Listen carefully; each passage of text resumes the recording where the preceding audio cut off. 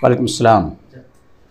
सबसे पहले तो रायचूर में आज आपका आना हुआ और प्रोग्राम्स भी आप अटेंड करें, स्कूल्स भी विजिट करें और वक्फ बोर्ड का जो नई ऑफिस का इफ्तिताह था वहाँ पर भी आप गए, तो किस तरीके से लगा आपको? और आप रायचूर के लोकल जो लीडर्स हैं उनसे भी मुलाकात हुई, तो क्या कुछ आप देखे? बिस्मिल्लाहिर्रहमानिर्रहीम। अल्लाह के नाम से शुरू जो बड़ा मेहरबान रहमत वाला। दरूद व सलाम हो हमारे आका हुज़ूर रहमतुल लिल आलमीन पर, उनकी आल और उनके असहाब पर। सामीन और नाजरीन, आज रायचूर शहर में मुझे बहैसियत कर्नाटका उर्दू एकेडमी के चेयरमैन के आकर बेपनाह क़ल्बी मसरत हासिल हुई। बड़े पैमाने पर लोगों का मजहबी, समाजी, सियासी, तालीमी जोश व खरोश देखने में आया।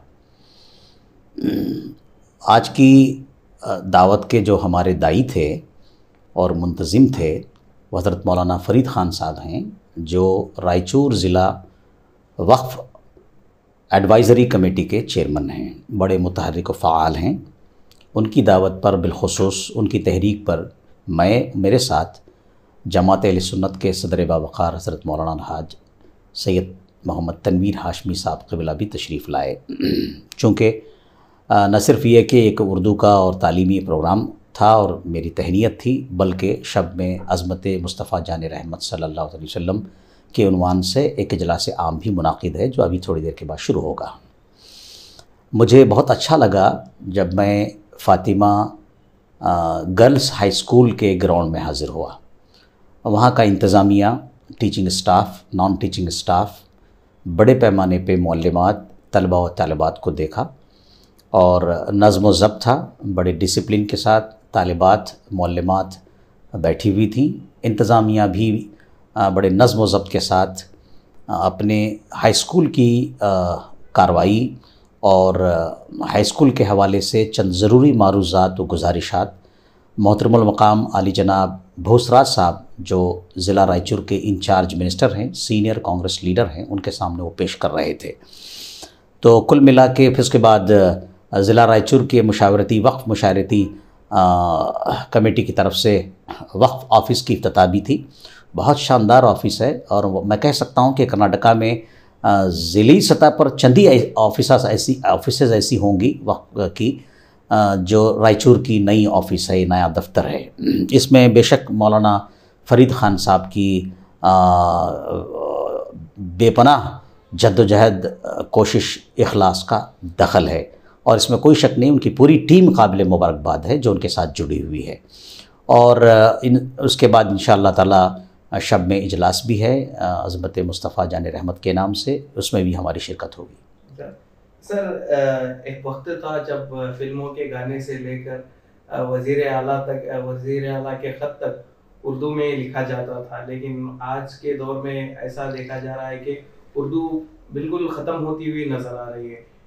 कहीं पर भी कोई उर्दू में इंटरेस्ट लेना ही नहीं चाह रहा और वो लोग जो जिनकी मादरी ज़बान ही उर्दू है, उनके बच्चों को भी प्राइवेट स्कूल में या अंग्रेज़ी मीडियम में ज़्यादातर वहाँ पर भेजा जा रहा। तो ये जो उर्दू की जो गिरावट है, उर्दू जिस तरीके से फेड हो रही है, इसके पीछे की वजूहत आपके ख्याल में क्या है? इस सवाल का जवाब मैं इस शेर से शुरू करूँगा। मेरी बातों में खुशबू नहीं होती अगर मेरी ज़बान उर्दू नहीं होती।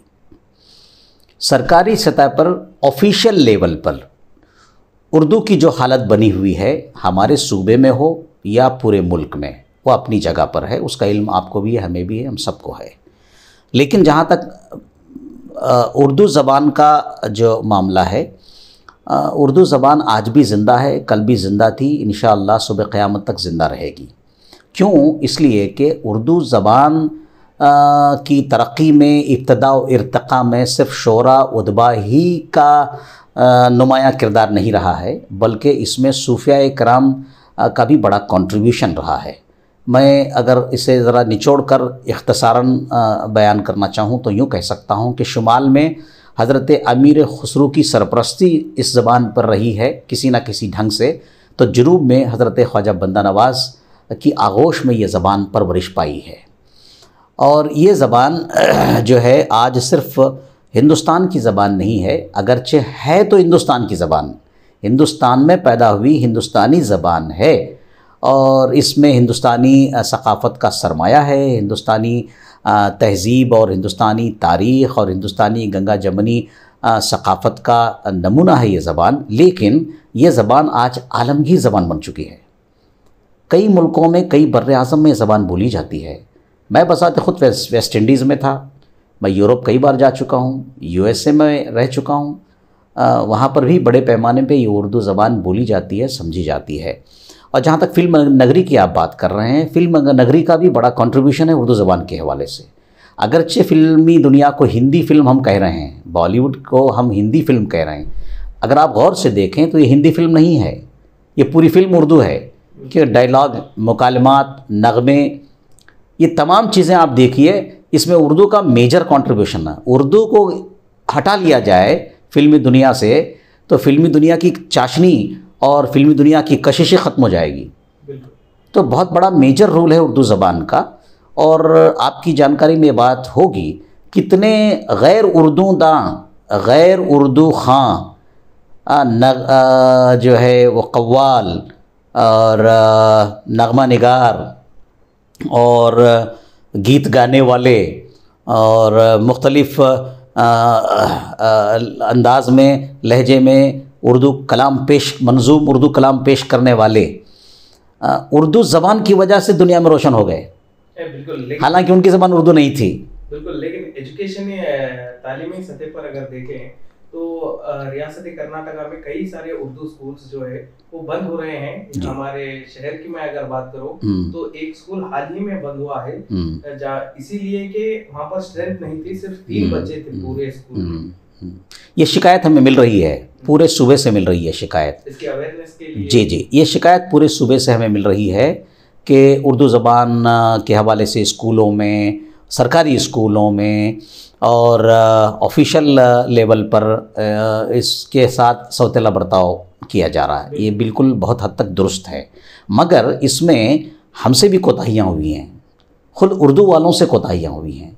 उर्दू के असातिज़ा बड़े पैमाने पे उर्दू के नाम पे तनख्वाह पाते हैं जी, वो ख़ुद अपने बच्चों को, इल्ला माशाल्लाह मैं सबके बारे में नहीं कहता, जी हाँ, बइस्तिस्नाए चंद विद सम एक्सेप्शंस, ये उर्दू के जो असातिज़ा हैं, उर्दू के जो मुअल्लिमीन और मुअल्लिमात हैं, अगर ये तय कर लें कि मैं उर्दू का खाती हूँ, उर्दू का खाता हूँ, इसलिए मैं अपने बच्चों को पहली जमात से लेकर 7वीं जमात तक उर्दू पढ़ाऊँगी या पढ़ाऊँगा, तो इनकलाब आ सकता है।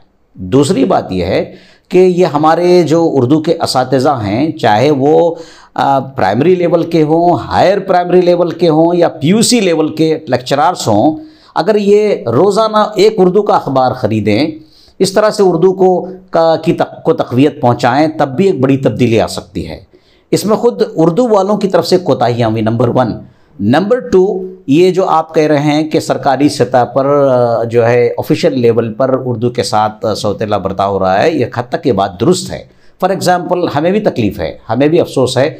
जैसे कि मेरी जानकारी में ये बात आई है, मुझे एक रिलायबल रिसोर्स से बात मालूम हुई है कि कन्नड़ा आंगनवाड़ी बड़े पैमाने पर हज़ारों कन्नड़ा आंगनवाड़ी का सैंक्शन हुआ है, उसे सरकार ने अप्रूव किया है। बहुत कम उर्दू आंगनवाड़ी बल्कि शायद नहीं है। तो हमें चाहिए कि हम उर्दू आंगनवाड़ी पे तवज्जो दें, उर्दू आंगनवाड़ी पे तवज्जो देंगे, उर्दू में आंगनवाड़ी में जाकर हमारे बच्चे बच्चियाँ उर्दू अगर पढ़ लेंगी तो फिर वही बच्चे बच्चियाँ प्राइमरी स्कूल में पहले दर्जे में दाखिला लेंगी। उस स्कूल में जो है बाकायदा प्राइमरी स्कूल में उर्दू की तालीम व तदरीस भी शुरू हो जाएगी, स्ट्रेंथ बढ़ जाएगा, असातिज़ा की रोज़ी रोज़गार का भी तहफ़्फ़ुज़ इससे हासिल हो जाएगा। और इस तरह से उर्दू को आने वाली जनरेशन में, नई नस्ल में हम मुंतकिल कर सकते हैं। इस पर हमें ख़ास तवज्जो देने की ज़रूरत है। इसके लिए इंशाअल्लाह ताला जो हमारे समाजी कार्यकर्ता हैं, हमारे समाजी खिदमत गुज़ार हैं, हमारे पॉलिटिकल लीडर हैं, ग्रास रूट लेवल से, छोटे छोटे टाउन से, बस्तियों से जो सोशल वर्कर्स हैं, सियासी समाजी कार्यकर्ता हैं, ये तमाम जमा हो जाएं, उर्दू के मुहिब्बान उर्दू जमा हो जाएं, शोरा उदबा हजरात जमा हो जाएं, तो हम सरकार पे दबाव बना के उर्दू आंगनवाड़ी को सरकार से मंजूर करवा के हर ज़िले में, बल्कि हर शहर में उर्दू आंगनवाड़ी स्कूल शुरू करें, जिसे प्री प्राइमरी स्कूल कहते हैं। शुरू कर देंगे तो इस एक नई जनरेशन की तरफ उर्दू को मुंतकिल करने में आसानी होगी और उर्दू ज़बान के तहफ़्फ़ुज़ के लिए ख़ुद ब खुद कुदरतन एक रास्ता पैदा हो जाएगा। इस पर ख़ास हमें तवज्जो देने की ज़रूरत है। बिल्कुल।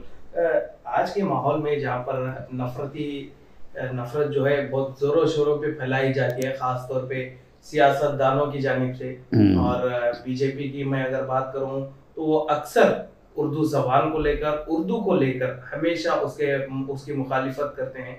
तो ऐसे दौर में, ऐसे आज के जो हिंदुस्तान के सियासी हालात है, ऐसे हालात में ये कोशिशें किस हद तक कामयाब होंगी, चाहे वो आंगनवाड़ी का मामला हो या उर्दू की बेदारी को आगे बढ़ाने का मामला हो? इसमें उम्मीदों पर दुनिया कायम है और मेहनत करना ज़रूरी है, जद्दोजहद करना ज़रूरी है, फॉलो अप ज़रूरी है।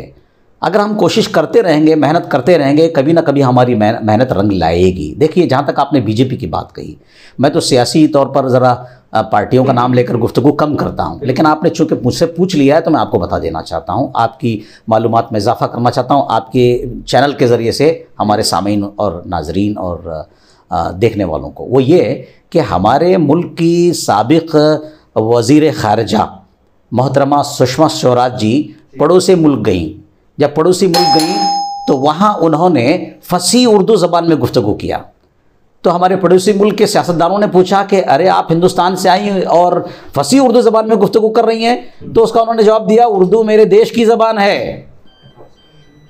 तो खाही ना खाही हर एक को उर्दू का सहारा लेना पड़ता है, उर्दू में गुफ्तगू करनी पड़ती है, क्योंकि उर्दू में वो मिठास, वो कशिश, वो उसके अंदर क़ुव्वत और क़ुव्वत तासीर और इस कदर उसके अंदर ताकत है कि चाहे ना चाहे उर्दू का मुआफ़िक़ हो या मुखालिफ हो, उसे उर्दू ज़बान बोलना पड़ता है, क्योंकि उर्दू ज़बान से बात बन जाती है, उर्दू ज़बान से मुखातब के दिल में जगह पैदा हो जाती है, क्योंकि ये मोहब्बत की बोली है, उख़ुव्वत की बोली है, भाईचारा की बोली है और गंगा जमनी तहज़ीब का मज़हर ये ज़बान है। इस ज़बान को आम करने के लिए जब अगर मैं आज से 20-25 साल पीछे देखूं तो अक्सर ये होता था कि उर्दू स्कूल के जितने भी असातिज़ा हैं वो अक्सर अपने स्कूल के बच्चों को लेकर बेदारी अवेयरनेस प्रोग्राम्स किया करते थे, गली में जाते थे, मोहल्लों में एक परेड निकाला करते थे, लेकिन आज वो नज़र नहीं आता। इसको लेकर के अगर ऐसा होगा तो मैं समझता हूँ कि बहुत सारे जो माँ बाप हैं, जो पेरेंट्स हैं, उनके अंदर एक चेंज आएगा उर्दू ज़बान को लेकर, उनकी उर्दू की तालीम को लेकर। इसके लिए आपकी जानिब से मैं गुजारिश कर सकता हूँ हमारे उर्दू असातिज़ा से और मुहिबान उर्दू से, अदब नवाज़ अवाम व ख़वास से मैं गुजारिश कर सकता हूँ कि वो उर्दू को ज़िंदा रखने में, उर्दू को कायम रखने में, उर्दू बोलने, उर्दू लिखने के लिए जो कोशिश कर सकते हैं वो करें। जहाँ तक कर्नाटक उर्दू एकेडमी की बात है, कर्नाटक उर्दू एकेडमी में तकरीबन 8 महीने अब मेरे हो चुके हैं, तकरीबन जब से मैं चेयरमैन हुआ हूँ, जब से मुझे कांग्रेस सरकार ने अली जनाब मोहतरमुल मकाम श्री सिद्धरामैया जी ने, मोहतरम जनाब DK शिव कुमार जी ने, बिलखुसूस कायदे सियासत व अक़लियत अलहाज BZ ज़मीर अहमद साहब जो मोअज़्ज़ज़ वज़ीर बराए अक़लियती बहबूद औक़ाफ़ और हाउसिंग हैं, और तमाम मुस्लिम सियासी कायदीन की दुआओं ने ख्वाहिशात के साथ जब से मैं चेयरमैन हुआ हूँ तब से मैं कर्नाटका उर्दू एकेडमी में जो सरकार से 2024 और 25 का मनसूबा पास हुआ है, जो स्कीमें हमने पास करवाई हैं या पास हो गई हैं सरकार की जानिब से, उनको अमली जामा पहनाने की पूरी जद्दोजहद कर रहा हूँ। हमारे पूरे स्टाफ को साथ लेकर, हमारे मोहतरम जनाब रजिस्ट्रार साहब जो हमारे एकेडमी के, उनको साथ लेकर, हमारे तमाम मुअज़्ज़ज़ ऑनरेबल अरकान को साथ लेकर, मेम्बरान को साथ लेकर हम उर्दू की फ़रोग़ व बक़ा के लिए, उर्दू के तहफ़्फ़ुज़ के लिए मुकम्मल काम कर रहे हैं। 2-4 बातें आपको बता देता हूँ। हमारी स्कीम में उर्दू आंगनवाड़ी को माली ताउन देना है। हमारी स्कीम में जो है ये है कि भाई उर्दू जर्नलिज़म को फ़रोग़ दिया जाए। उसके लिए अनक़रीब हम लोग इसी महीने के आखिरी हफ्ते में एक कारगाह हम लगाने वाले हैं, जिसमें स्टेट भर के 25 से 30 उर्दू जर्नलिस्ट को हम दावत दे रहे हैं। उन्हें बाकायदा हम इनवाइट कर रहे हैं और मौलाना आज़ाद नेशनल यूनिवर्सिटी से, दीगर मकामात से हम कुछ प्रोफेसर हजरात को बुला रहे हैं जो उर्दू जर्नलिज़म, उर्दू सहाफ़त, तरसील आम्मा में तरबियत देंगे, तो उर्दू के फ़रोग़ के लिए, ताकि हमारे बच्चे, हमारी आने वाली नस्ल जो है अच्छे बेहतरीन उर्दू के जर्नलिस्ट बनकर, उर्दू के सहाफ़ी बनकर उर्दू के तहफ़्फ़ुज़ व बक़ा के लिए काम करें। इसी तरह से हम लोग जो हैं ऐसे बहुत सारे काम करते हैं उर्दू ज़बान के तहफ़्फ़ुज़ के लिए। कर्नाटका उर्दू एकेडमी मुसलसल इस सिलसिले में काम कर रही है, लगी हुई है। हमने फ़न्ने शेर व शायरी, फ़न्ने नस्ल नगारी, फ़न इमला नवीसी व रस्मुल ख़त और फ़न निज़ामत को सिखाने के लिए एकेडमी में बाकायदा क्लासेस शुरू कर दिए हैं, ताकि नौ आमोज़ शोरा, नौ आमोज़ नस्ल नगार एकेडमी में आएँ और अपनी शेर व शायरी को दुरुस्त करें, अपनी इमला नवीसी को दुरुस्त करें, अपनी नस्ल निगारी को दुरुस्त करें। तो हर एतबार से कर्नाटका उर्दू एकेडमी कोशां है, जद्दोजहद कर रही है कि किसी तरह से उर्दू ज़बान का फ़रोग़ हो और उर्दू ज़बान हमारे देश में बिलखुसूस सूबा कर्नाटका में उसकी बुनियादें मुस्तहकम हो और आने वाली नस्लों तक हम उर्दू को पहुँचा सकें। इस पर हम अपनी तरफ पूरा काम कर रहे हैं। अच्छा, इसके अलावा जो उर्दू के असातिज़ा हैं उनसे अक्सर शिकायत सुनने को मिलती है सैलरी के मुतालिक कि हमारी सैलरी मिलती नहीं है, सरकार बहुत देरी कर देती है। इस ताल्लुक से देखिए, खासतौर पे जो उर्दू असातिज़ा है उनको अपॉर्चुनिटीज नहीं मिलती। ये सवाल दरअसल बराह रास्त एकेडमी से मुताल्लिक नहीं है, क्योंकि जी मैं पहले आपकी इतला में बात दे देना चाहता हूँ, ये सवाल बराह रास्त उर्दू एकेडमी से मुताल्लिक नहीं है, क्योंकि कर्नाटका उर्दू एकेडमी का जो बुनियादी मकसद है promotion of Urdu language, literature and culture.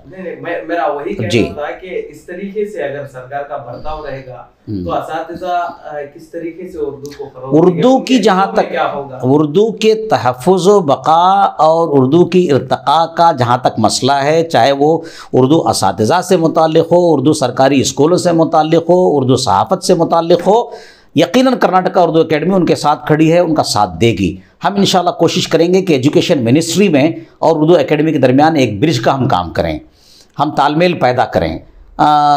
Urdu के असातिज़ा कर हम ताउन कर सकते हैं, ख़ारजी सतह पर कोई ऐसा दबाव बनाकर सरकार पर कि उर्दू असातिज़ा के साथ हम खड़े हों, उर्दू असातिज़ा को हम किसी न किसी ढंग से तक़वियत पहुँचा सकें, इस पर हम ज़रूर काम करेंगे। लेकिन बराह रास्त ये मसला चूँकि हमसे मुताल्लिक़ नहीं है, फिर भी कर्नाटका उर्दू एकेडमी तमाम उर्दू असातिज़ा के साथ है, उर्दू स्कूलों के साथ है। इसके अलावा हम अक्सर मैं यूँ कहूँ कि हर हफ्ते में एक मरतबा, हर महीने में एक मरतबा मुशायरे बड़े आम हुआ करते थे जी। लेकिन अब वो रियासती सतह पर हो या हमारे जो शहर में बहुत सारे उर्दूदां निकल कर आए हैं, अब वो मुशायरे कहीं नजर नहीं आते। उसके लिए और ख़ास तौर पे उर्दू मुशायरे के लिए हम देखते हैं कि जश्न रेख्ता उर्दू के लिए बहुत अच्छा काम कर रही है।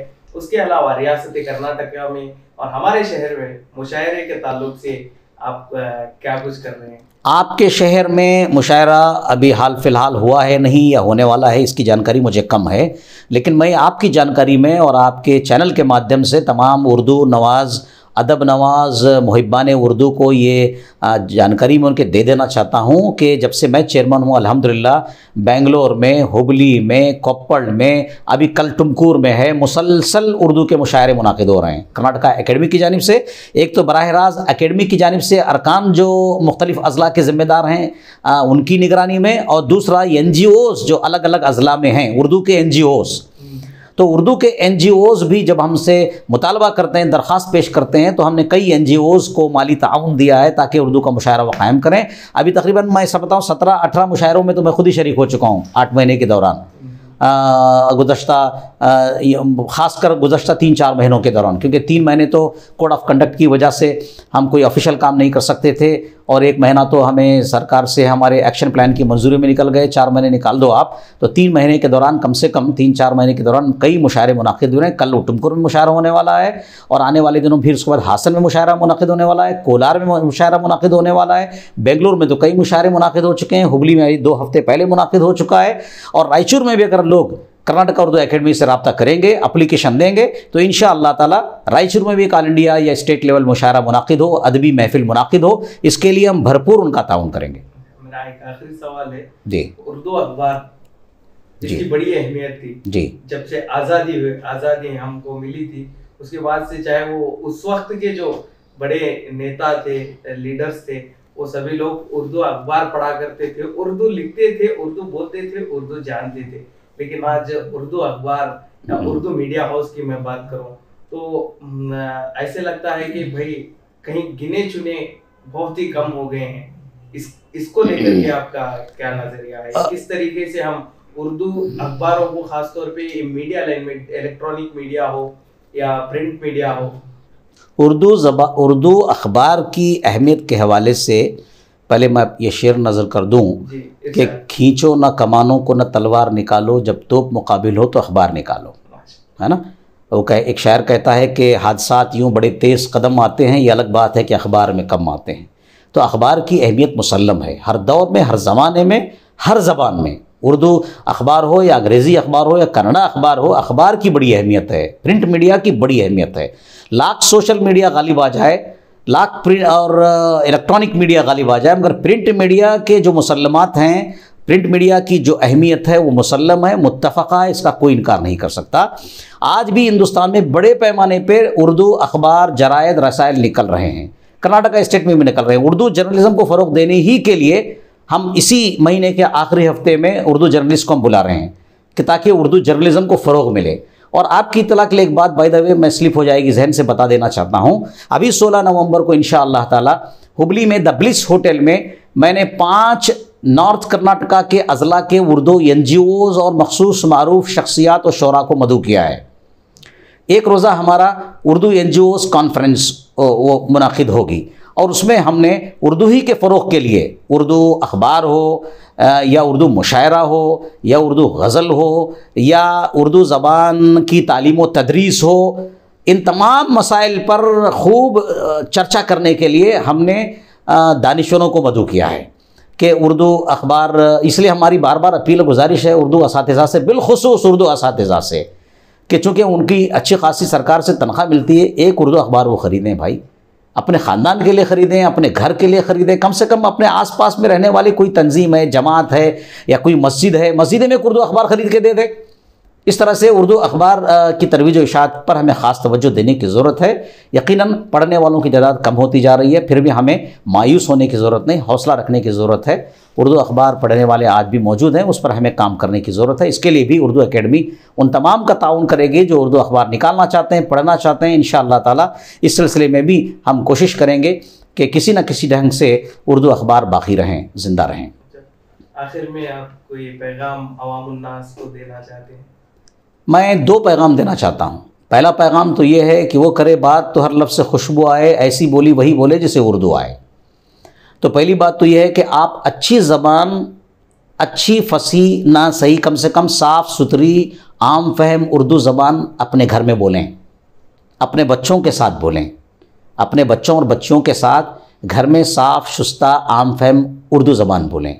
और अपने बच्चों में से कम एक ही बच्चे को सही, एक ही बेटे को, एक ही बेटी को उर्दू ज़बान से तालीम व तदरीस दिलाएँ। और दूसरी बात ये अर्ज़ करूँगा, गुजारिश करूँगा कि हर मस्जिद में, हर मोहल्ले में कोई ना एक जमात होती है और मोहल्ले की जमात उर्दू अखबार ख़रीदे, ताकि जो लोग नमाज़ पढ़ने के लिए आते हैं, नमाज़ पढ़ने के बाद बाहर निकलते वक्त कहीं भी एक चबूतरे में बैठकर या मस्जिद के खारिजी हिस्से में बैठकर या इमाम साहब के रूम में बैठकर, कहीं ना कहीं मदरसे में बैठकर उर्दू अखबार पढ़ें, ताकि उन्हें उर्दू के साथ साथ मुल्क और शहर के और आलमी हालात की जानकारी हो, आसपास क्या हो रहा है इसकी जानकारी हो। अखबार पढ़ेंगे तब ना जानकारी होगी, समाजी जानकारी, मजहबी जानकारी, सियासी जानकारी, तिब्बी जानकारी, तालीमी जानकारी। आज अखबार जो है सारी जानकारियों का मरकज़ है। इसलिए उर्दू अखबार पढ़ने पर मैं चाहूँगा कि हमारे लोग उर्दू पढ़ें, उर्दू अखबार ख़रीदें, अपने बच्चों को उर्दू की तालीम दें। बहुत बहुत शुक्रिया। शुक्रिया।